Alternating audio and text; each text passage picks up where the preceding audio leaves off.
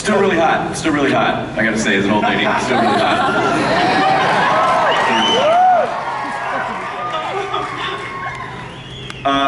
Do you? I mean, I know there's really not a lot you can say about. Well, first of all, I also Caroline Skinner.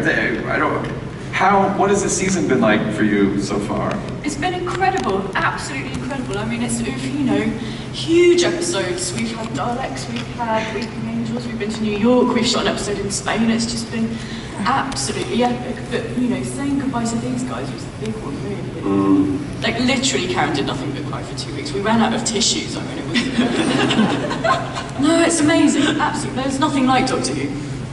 And as you're writing, are you just sort of like, your fingers get heavier where you're like, I don't want to have to, I'm so sorry, I'm so sorry. Is it sort of that feeling?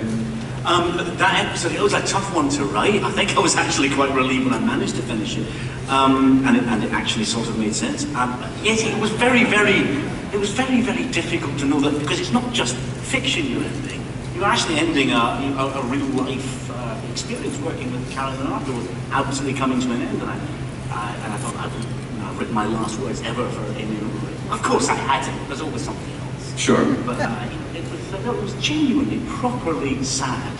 Are you allowed to, in any way, kind of give us a sense of, you know, what kind of an ending we might be seeing? Is it any? Take a guess, Chris. Oh no! Oh, if I know Stephen Moffat, heads will roll. But I do think that is the fun thing about the show, is that because it's a show that takes place anywhere in space and time, anything is possible. Anything is possible. Well, you mean there isn't a way to write about absolutely anything?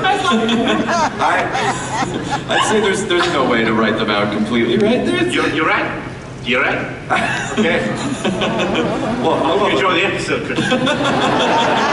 That's going to be a hard one, you know? I mean, oh, yes. It's going to be a really hard one. I put up watching The End of Time for like a month. And you've kept the outfit, clearly. but as soon as but again, this is the point that I want to make, is that we say goodbye to people that we love, but we form new relationships with new people that we love too. Are you still talking about Doctor Who, or have you gone off and well, it's just, there's a very special lady here today in a Xena costume, and I just wanted to make her the happiest.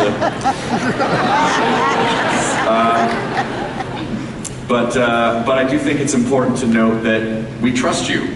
We trust you that, you know, that whatever it is that you do, we're gonna follow you and trust that, you know, that you're not gonna damage our hearts for too long. You know that you have our hearts in your hands. Yes. Please be Why did you trust me? What have I ever done to earn that? Because you write awesome stuff. Yeah. That's why. It's very upsetting. Caroline, what That's reassuring enough. Yes. I don't trust him. Wow. What are your kind of favorite storylines, Caroline? Do you like historical, or do you like future, or do you like space, do you like alien? Like what do you prefer? Oh God, I love them all. I don't know. I mean, if I think probably the historical ones, because I think there's something so magical about time traveling back in the past. But you know, I love the episodes that we've just made, because they're all so different from each other. And I think that actually that's the thing I love the one that I'm going to watch next. I suppose that's the thing. You kind of go, they're huge, these episodes, and I love them all for different reasons. Yeah, Matt, what's your favorite? Well, you know, I mean, again, but you know, to pick up on your point, I think it's absolutely right that the show is the star, and the show will continue without us, without, dare I say, Stephen, without, you know, because that's the thing that we're here to serve, and that's what we do, and it is about regeneration, and it is about welcoming in Jenna and a new era and a new time, and you know, that's what's exciting. But I think, yeah, it's what I like is that each week it can be anything, and you're not bound by genre, and that you can tell a horror story one week or a sort of rom-com story the next, and it can afford invention and inventiveness, and you know, it's sort of limitless, really. But I quite like going back in time, I like going forward in time. I like everything, really. I don't know. You like going to the future, don't you? I like when we learn something about about something we're really familiar with. Like Goth, for instance. Yeah, or no, but I like the TARDIS girl. Yeah, right, okay. Idris and all that. Oh, Neil Gaiman, yeah.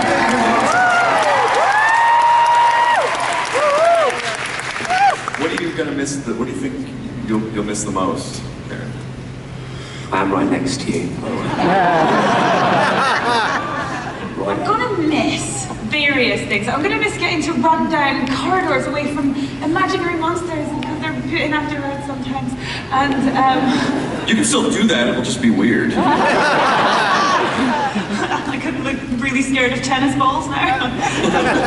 But yeah, so that's really fun. Instead of like doing a show where you're just standing in a room talking all the time. And I'm gonna miss these guys. I really am. I've made some of my best friends on this show. Yeah. So. But it is, like, we do spend all of our time together. You know what I mean? It's like, it's mad. But we've got to the point where we can't really have conversations when we're Just noises. Yeah. Noises and silly phrases. And We like to call them episodes.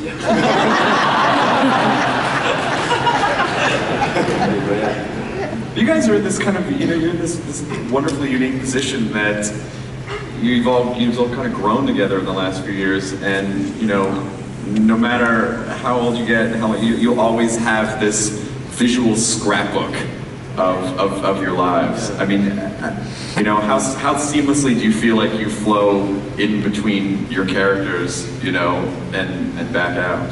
well, I mean, it's quickly. it's got to the point where.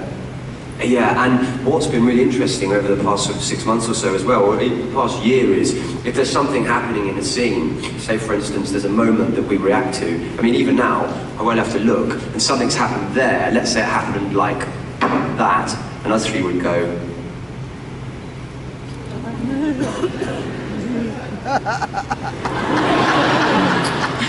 And like, because you become kind of symbiotic in that, because it's every waking hour of the day together, and it's 9 months and we film away from London, so away from our friends, and we don't really argue. No.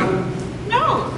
But it's great to be able to play characters that you know so well, and then get scripts that surprise you with what they do. And it's what's great, what the real heartbeat of the show is the quality of the writing and the quality of the writers that it attaches as well, and that is makes our job infinitely easier. I'm not just saying that because you're next to me.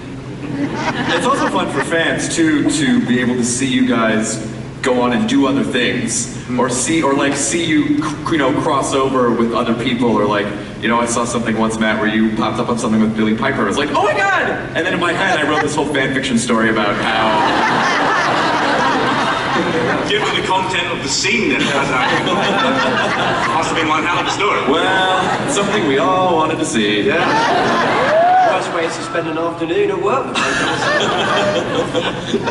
So what do you guys have plans on what's next for you guys? Yes. Do you want to go? Should we answer? Okay, right. What's it called? Okay, so I'm going to Scotland to do a little film called Not Another Happy Ending, which is about a writer. And then I'm doing like that? Stop it. I am doing a film in America called Oculus about a mirror.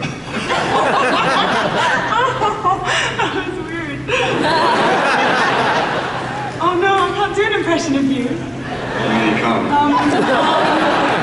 Sorry, I'm just a bit bumbling because that's just me.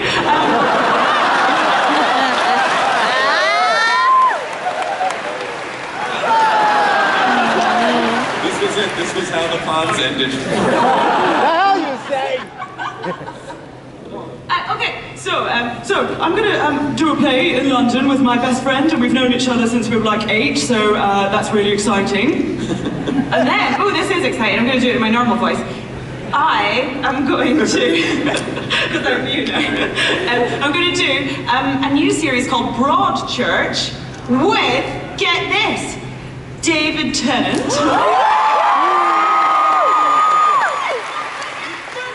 It's written by Chris Chibnall, who, wrote some of Doctor Who, and Olivia Colman, who was Prisoner Zero. Who were on? Yeah.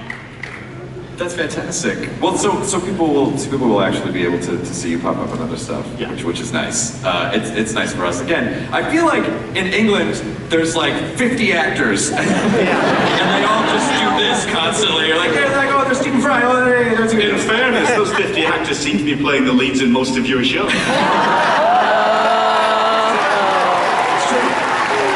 Slowly becoming true that the British actors are better at being American. It's true. It's true. How does that make you feel? Well, it makes me almost feel bad for having to drive you bastards back. For taxing our tea. We don't drink tea. Who gives a crap?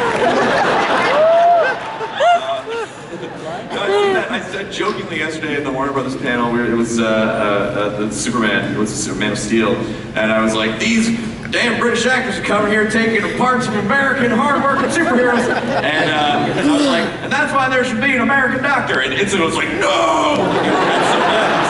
I was kidding, of course not. No, please don't get mad.